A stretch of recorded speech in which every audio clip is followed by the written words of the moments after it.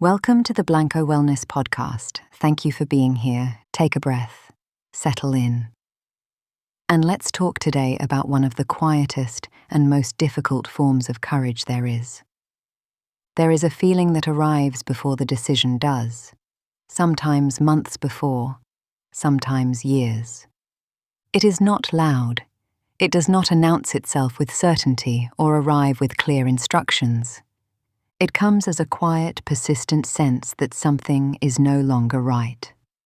That the relationship, or the situation, or the version of life you have been maintaining has shifted in some fundamental way, and that what once fit no longer does. And most people, when this feeling first surfaces, do the same thing. They push it down, they give it another chance, they stay a little longer, try a little harder, hope that something will change if they can just find the right approach or wait out the difficult season, and then they stay longer still. This is not weakness. It comes from caring, from the genuine investment of time and energy and love into something that mattered, and from the very human reluctance to acknowledge that a significant investment has reached its natural end. Walking away from something you have given yourself to can feel like failure, like admitting that all the effort was wasted, like losing something you worked hard to keep. But there is a distinction worth drawing carefully, because the two things that look identical from the outside are often entirely different experiences from the inside. Commitment says, "This matters to me, and I am willing to do the real work it requires, even when that work is genuinely difficult." Attachment says, "I cannot let this go, even when holding it is costing me more than it is giving me, even when the honest part of me already knows it has run its course." Both can look like staying. The difference is what is actually happening underneath, whether the staying is generating something or simply preventing the ending from arriving. The Buddhists observed something about the particular suffering that comes from familiar difficulty that is worth sitting with. They noticed that people often remain inside painful situations, not primarily because they believe things will improve, but because familiar pain has become predictable, and predictability feels safer than the unknown. The unhappiness is at least known. Its shape is understood, its rhythms are familiar. And the uncertainty of what comes after leaving feels, to the frightened part of the mind, more threatening than the difficulty that is already there. This is one of the quieter ways that fear operates in human lives, not as an obvious alarm, but as the voice that keeps saying, "Wait a little longer," and then a little longer, until years have accumulated, and the waiting has become a life. There is a story about a monkey that found a jar filled with fruit and reached inside to take some. The opening of the jar was narrow, wide enough for an open hand, but not wide enough for a closed fist. The monkey grabbed the fruit, and then found it could not withdraw its hand. It pulled harder, grew agitated, exhausted itself trying to get free, all while the solution remained completely available. Simply open the hand. Release what you are gripping. The jar was never holding the monkey. The monkey's own refusal to let go was. Many people find themselves in situations that feel like traps and are not quite. They are situations that would release immediately if the grip could be opened. But the grip has been held for so long that releasing it feels like the dangerous thing, rather than the thing that would set everything free.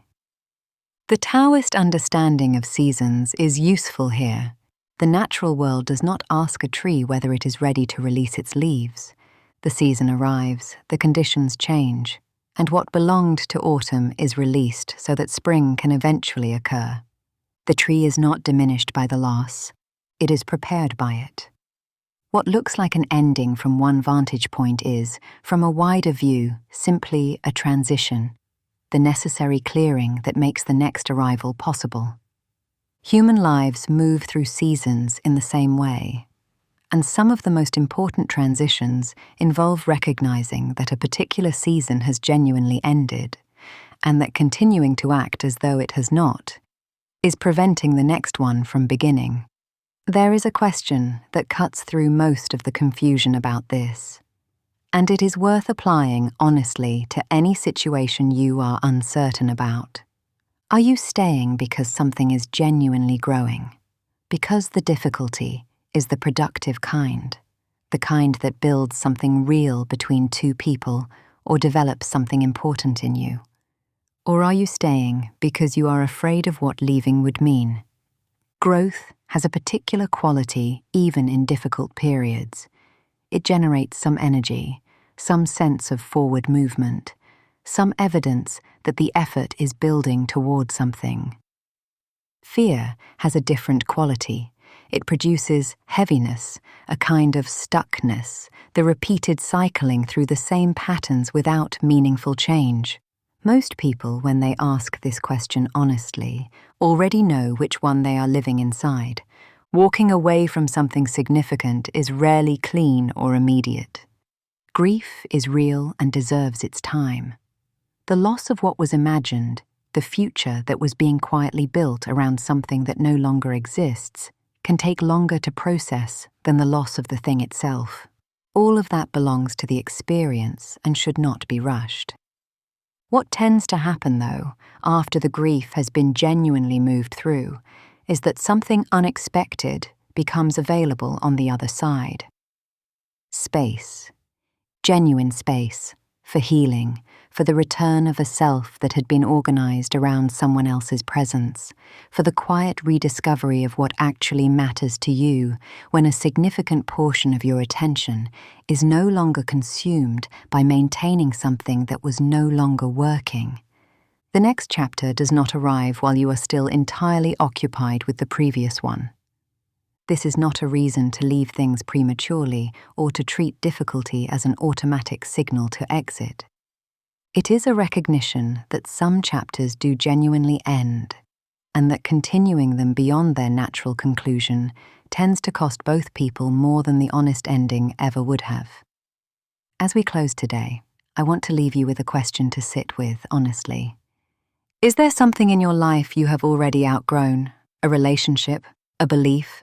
A version of yourself that you are continuing to maintain more out of fear than out of genuine connection? You do not need to make any decision today. You only need to be honest about what you already, quietly, know. Because the next chapter of your life cannot begin until you are willing to let the current one be complete. Not because it did not matter, because it did, and because you deserve to find out what comes next. Thank you for being here with me today. Until next time, be well.